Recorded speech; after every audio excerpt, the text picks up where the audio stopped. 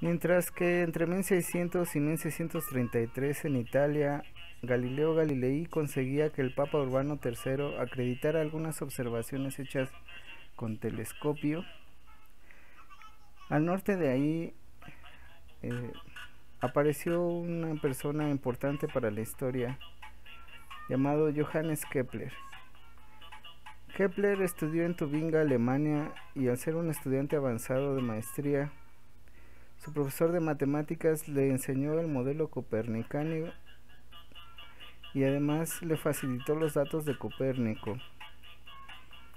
Kepler tuvo la idea de usar las leyes pitagóricas de la armonía y poliedros llamados figuras de Platón para hacer un modelo tridimensional que explicara la separación entre los planetas, como podemos ver en esta imagen.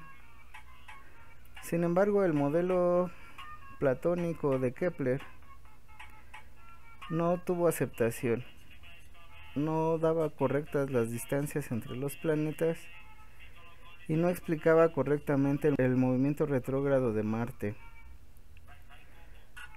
Además, era protestante luterano en una época difícil y Fernando II, que era católico, lo corrió de Austria en el año 1600. En la astronomía antigua se acostumbraba a trazar las trayectorias de los planetas sobre un mapa celeste. Se observaba que los planetas hacían epiciclos y tenían movimientos retrógrados, por lo cual creían que los planetas se movían sobre una cicloide que se formaba alrededor de un círculo imaginario que a su vez giraba alrededor de la Tierra cada 24 horas. Por lo tanto, creían que los círculos eran sagrados. Kepler llega a Praga, donde primero fue ayudante del matemático oficial Tycho Brahe, que era una persona muy metódica, que tenía un observatorio y muchos instrumentos y tenía las mediciones más precisas, donde anotaba incluso la hora a la que se hacía la medición, porque él quería pasar a la historia como la persona que perfeccionara el modelo ptolomeico.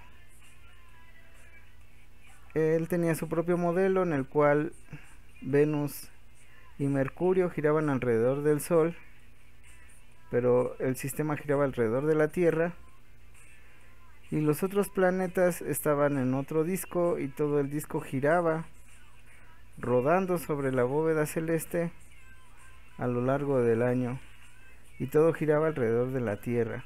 Tycho guardaba muy celosamente sus datos y no le dio acceso a Kepler, pero sí lo puso a recabar los datos de Marte, por lo cual Kepler aprendió el método completo de recabación de datos.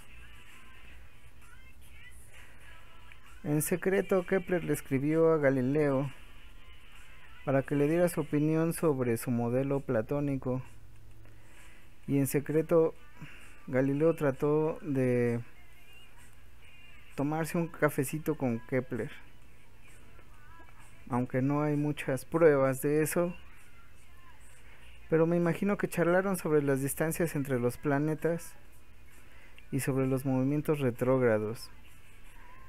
Seguramente Galileo le dijo que el movimiento es relativo y que primero se debe buscar un sistema de referencia inercial.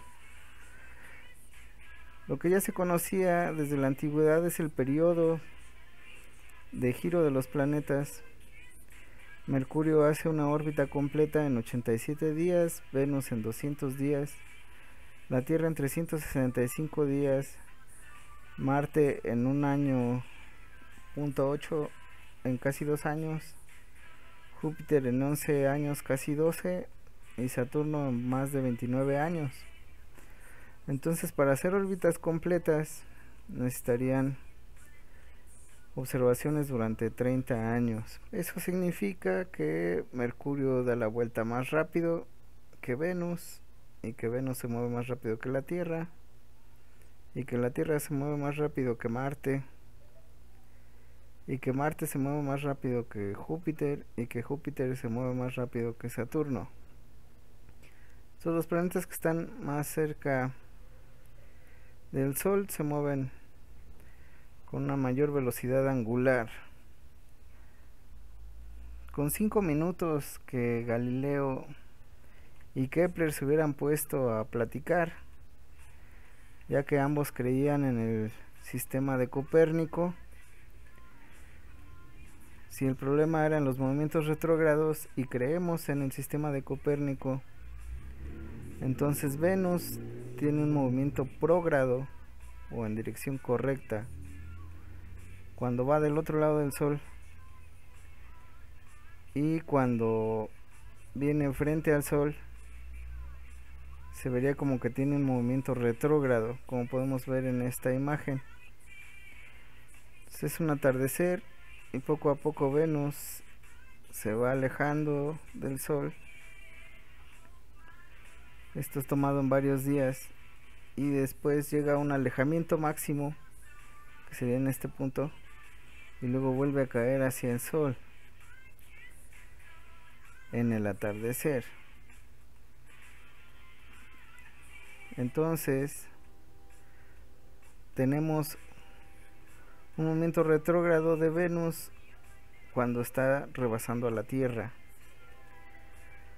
Si se buscan a ver las fechas cuando Marte tiene un movimiento retrógrado, eso ocurre únicamente cuando Marte está en oposición al Sol.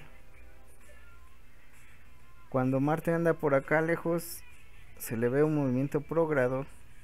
También cuando Marte anda por acá lejos, se le ve un movimiento prógrado, pero cuando está en oposición a la Tierra, o sea que están como alineados, aquí se observa un movimiento retrógrado de Marte. Es cuando Marte está más cerca de la Tierra y la Tierra viaja más rápido que Marte, como podemos ver aquí. Entonces la Tierra alcanza y rebasa a Marte. Ahí podemos ver el rebase. Análogamente, Júpiter y Saturno únicamente muestran un movimiento retrógrado o un epiciclo cuando se encuentran alineados con la Tierra. De este lado, cuando la Tierra los va rebasando. Entonces Galileo entendió que el movimiento retrógrado es un rebase. Este carro rojo muy bonito, vamos a suponer que es Marte. Este video fue tomado desde un auto en movimiento que vamos a suponer que es la Tierra. Y vamos en la Tierra que rebasa Marte. Veamos estos focos rojos, que es de una gasolinera en un pueblo que está atrás del carro. Y veamos que cuando la Tierra rebasa a Marte,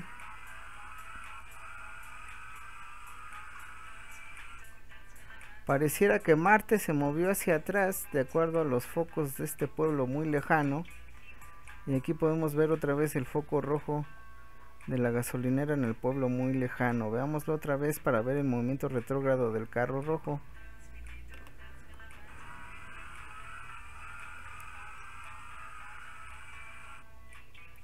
Aquí podemos ver que respecto a los focos del pueblo, el carro iba hacia atrás. El error de la astronomía antigua es pensar que el planeta rojo va viajando entre las estrellas haciendo un movimiento retrógrado.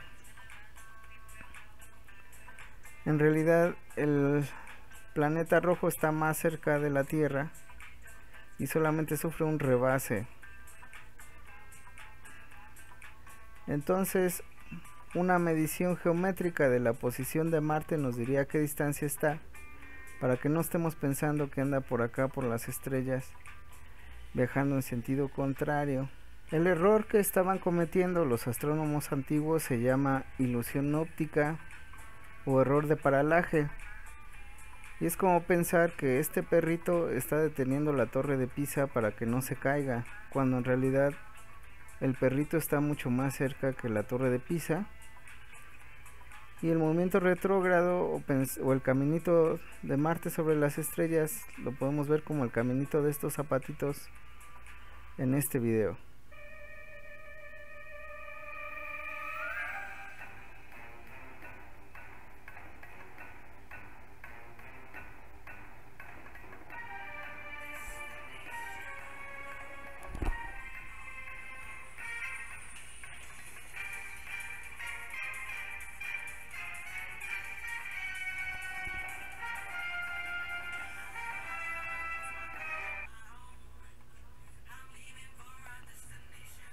Y además la bóveda celeste no existe.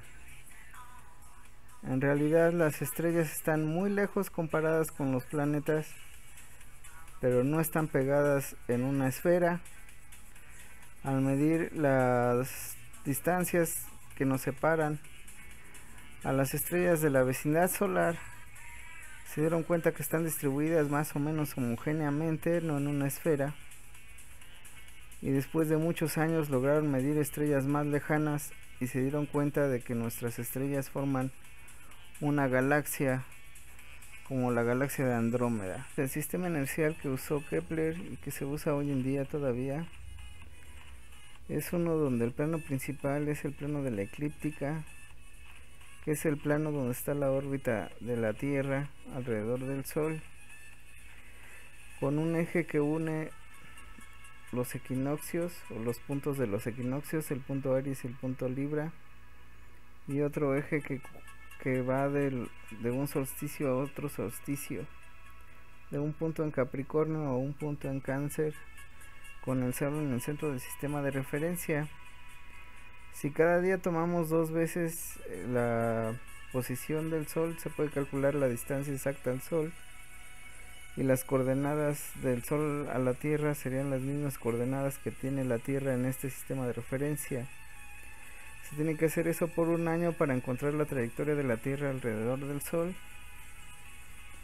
Y si cada noche se toma 2 veces en 2 horas distintas la posición de un planeta, se puede calcular la posición relativa a la Tierra. Y la astronomía se juega como el billar, que primero tienes que dar a la bola blanca y de ahí a la otra bola, y así obtener las coordenadas del planeta respecto a este sistema de la eclíptica, que es en 3 dimensiones. Aquí tenemos el eje del norte de la eclíptica, y pues hay que hacer esto diario por 2 años para obtener la órbita de Marte, y así sucesivamente con los demás planetas. Los primeros resultados fueron que la distancia a la Luna cambia. A veces es un mínimo de 362.600 kilómetros y a veces es un máximo de 405.400 kilómetros en el apogeo. Por lo tanto no es circular, es elíptica. Y la Tierra a veces está tan cerca como 147.300.000 kilómetros del Sol, y a veces está tan lejos como 152.100.000 kilómetros del Sol. Por lo tanto la órbita tampoco es circular, por lo tanto es elíptica. Tycho Brahe murió misteriosamente y sus datos se perdieron, pero al poco tiempo, en 1616, Kepler publicó un libro con sus 2 primeras leyes de las órbitas de los planetas. La primera ley es que todos los planetas se mueven en órbitas elípticas con el Sol en uno de los focos.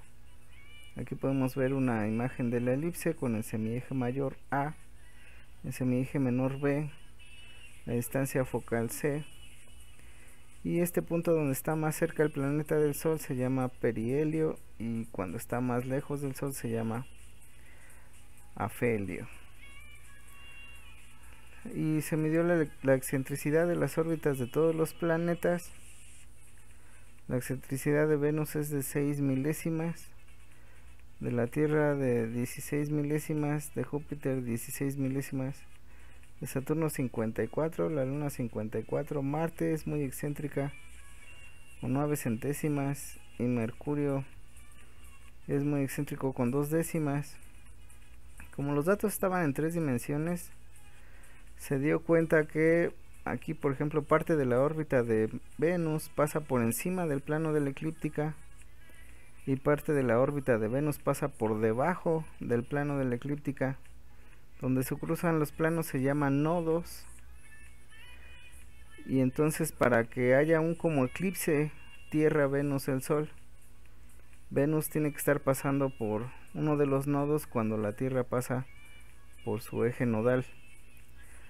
o sea, debe haber esta alineación.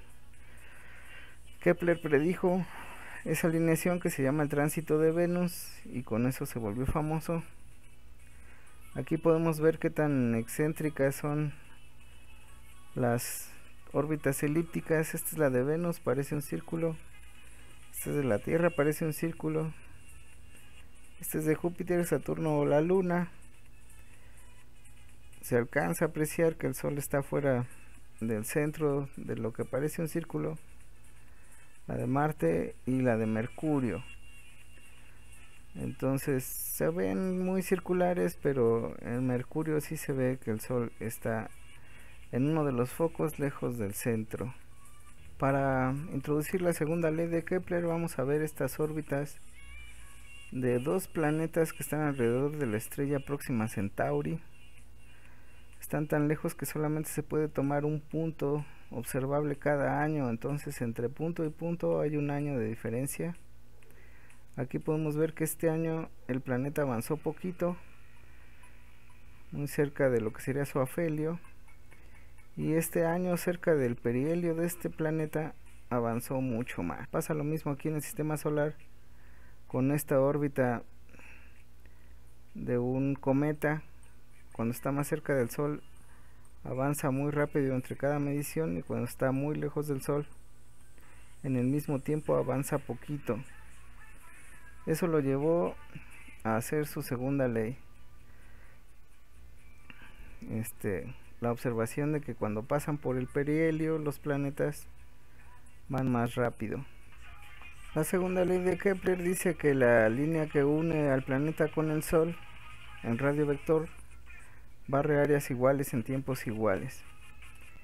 En esta animación las áreas del mismo color son áreas iguales y aquí se supone que se barren en el mismo tiempo.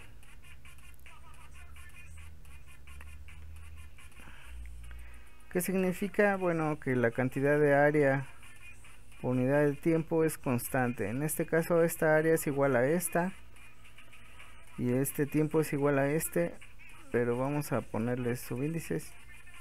Este sería el área 1 entre el tiempo 1 y el área 2 entre el tiempo 2.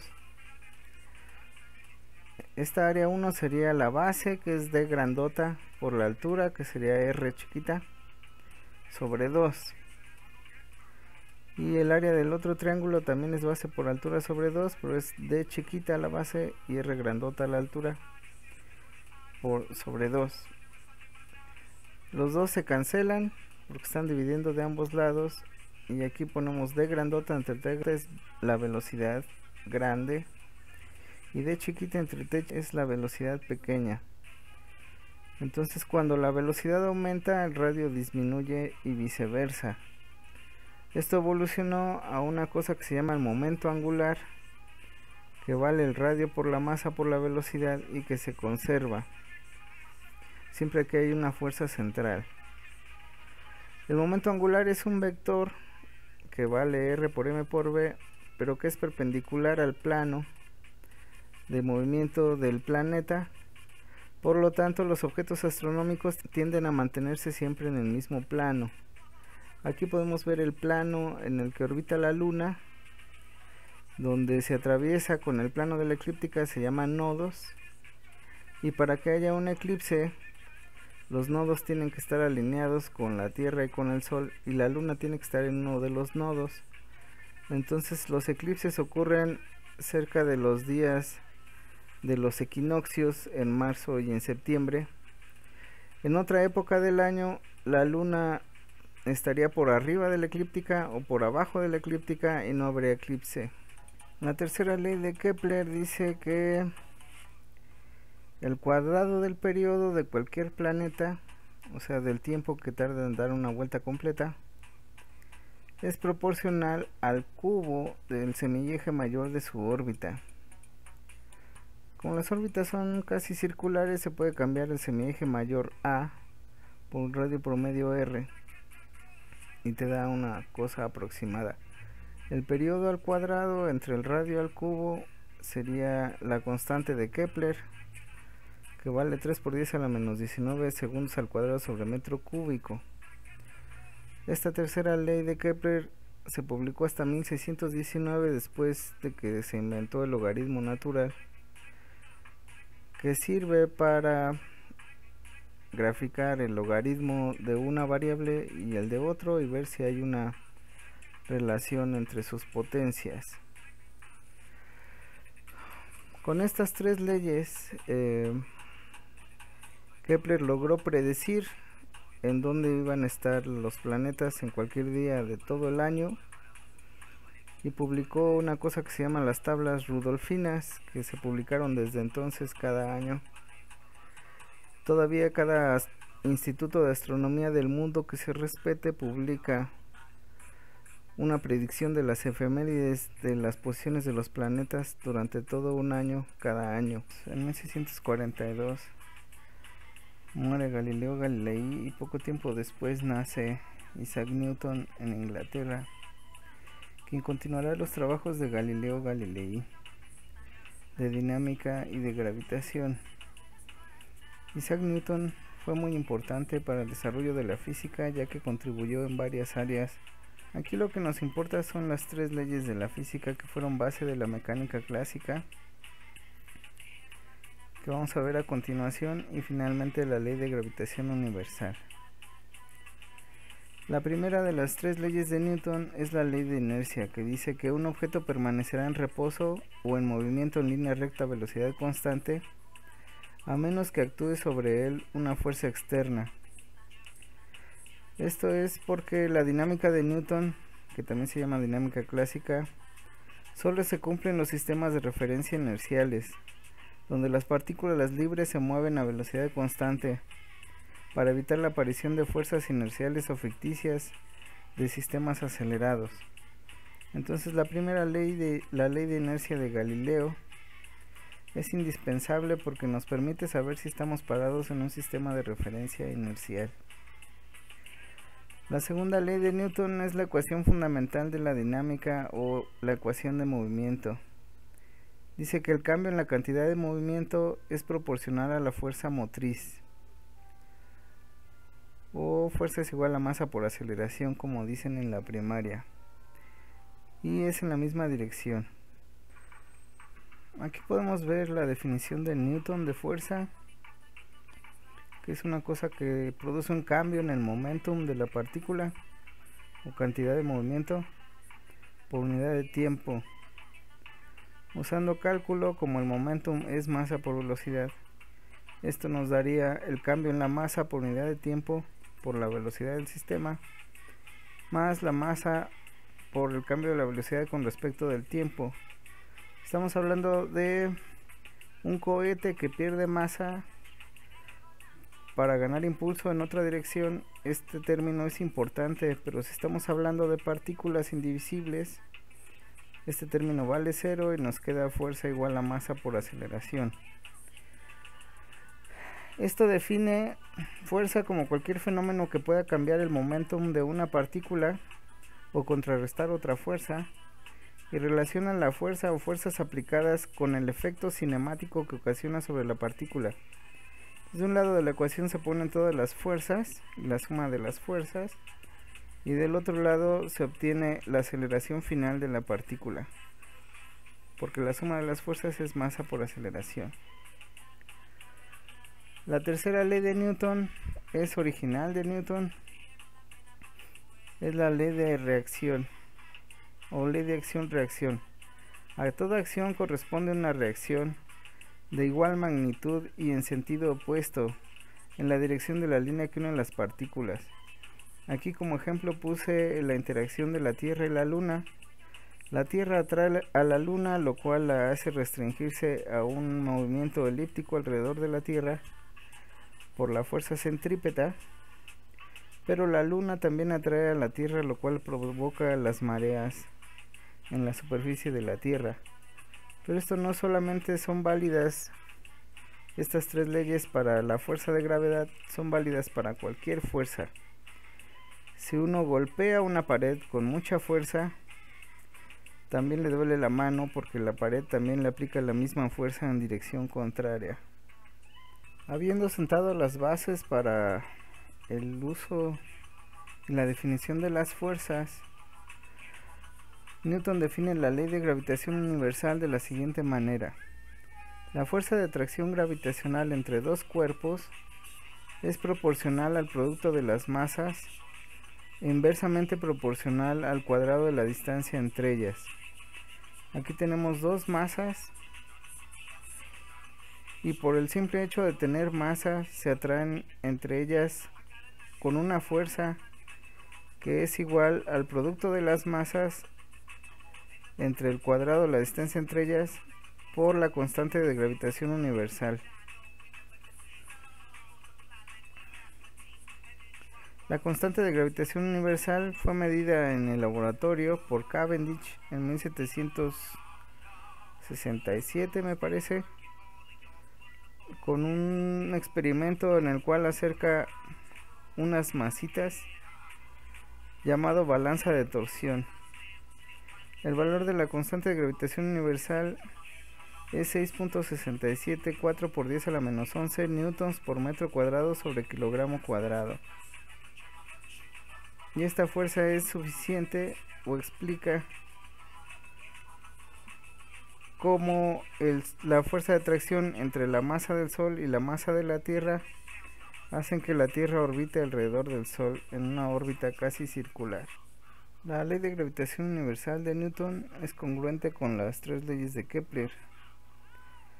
Si usamos el modelo de movimiento circular uniforme de la Tierra alrededor del Sol, entonces la segunda ley de Newton, fuerza igual a masa por aceleración, nos quedaría del lado izquierdo la ley de gravitación universal, G por la masa del Sol por la masa de la Tierra entre el radio orbital de la Tierra al cuadrado, igual a la masa de la Tierra por la aceleración centrípeta, que sería v cuadrada entre r, la aceleración centrípeta necesaria para mantenerla en la órbita circular.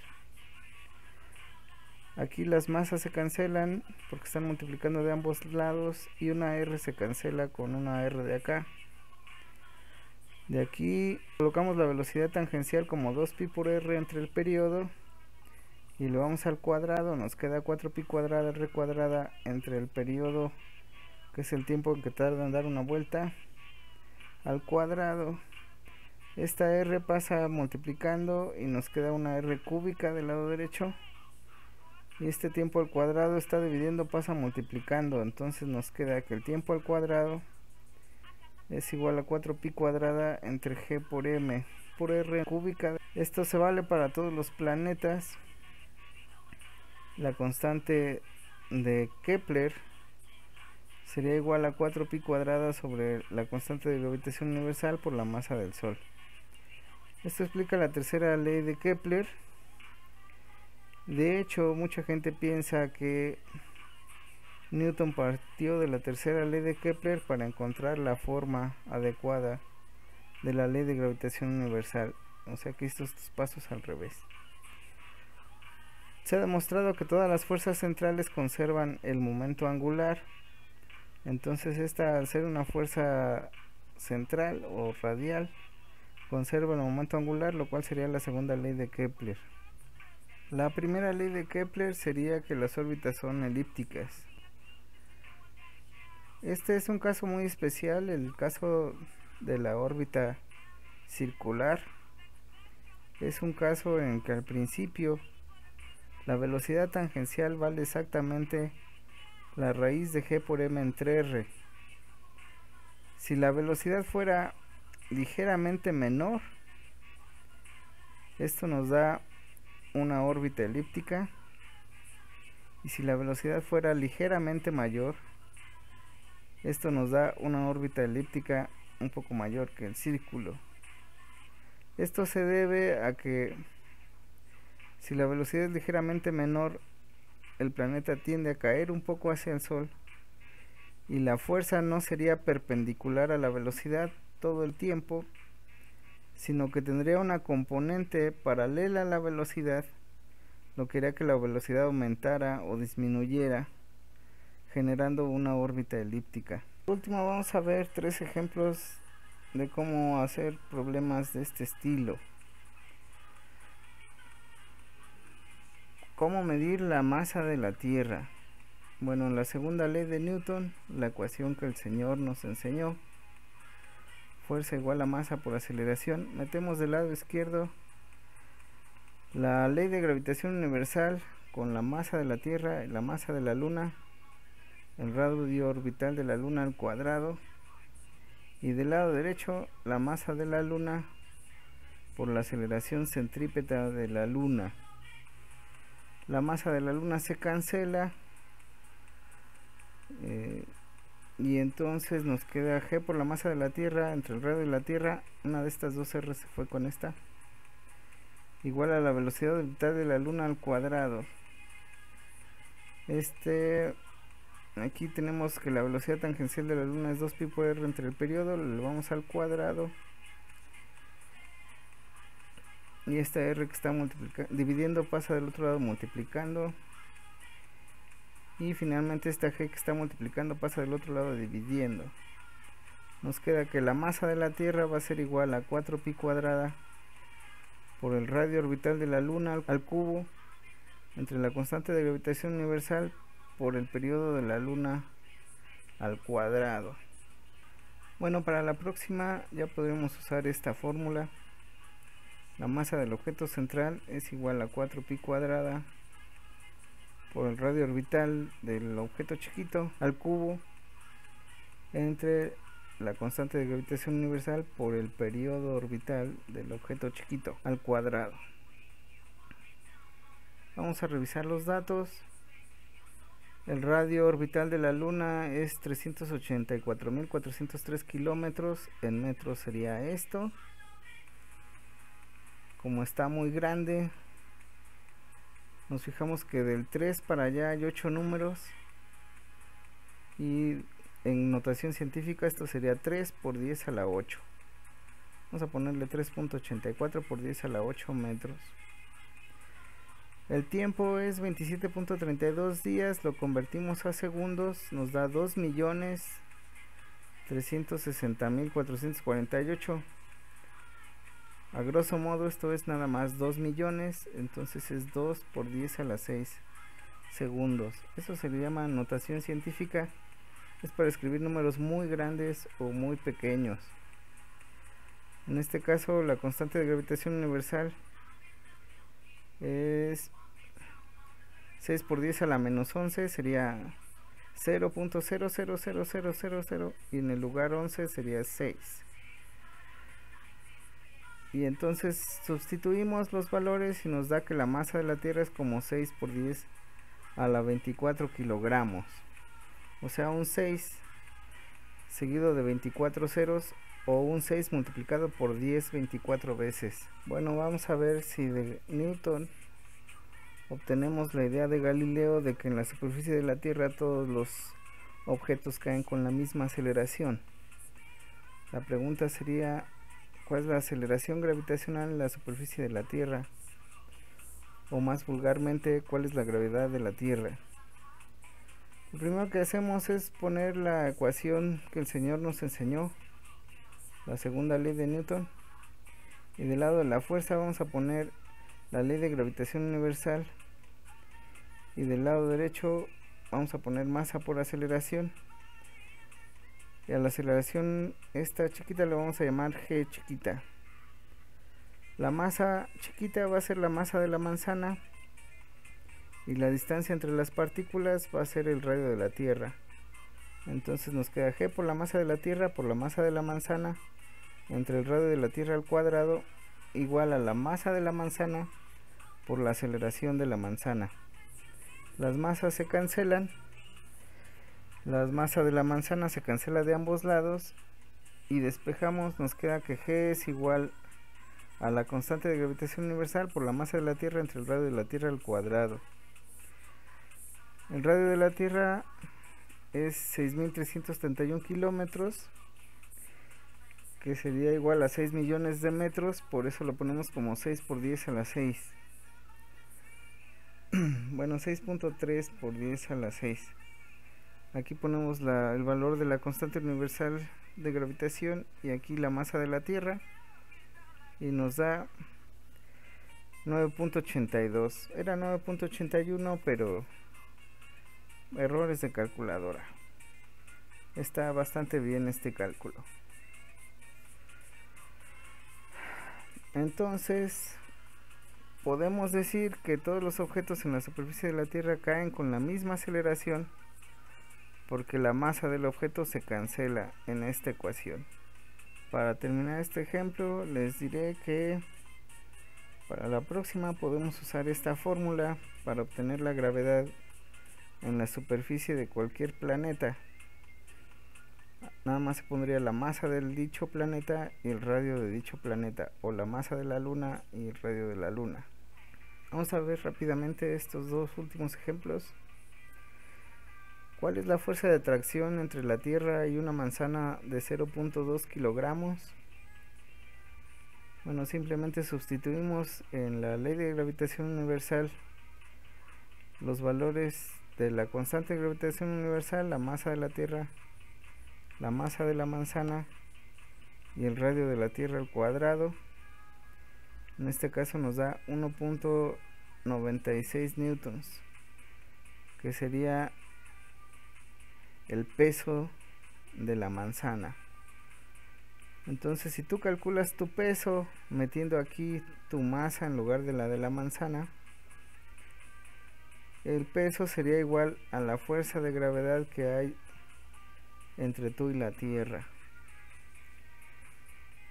Y finalmente, ¿cuál es la aceleración de la Tierra producida por la manzana? Bueno, cuando sueltas una manzana, la manzana cae, pero la Tierra también se mueve.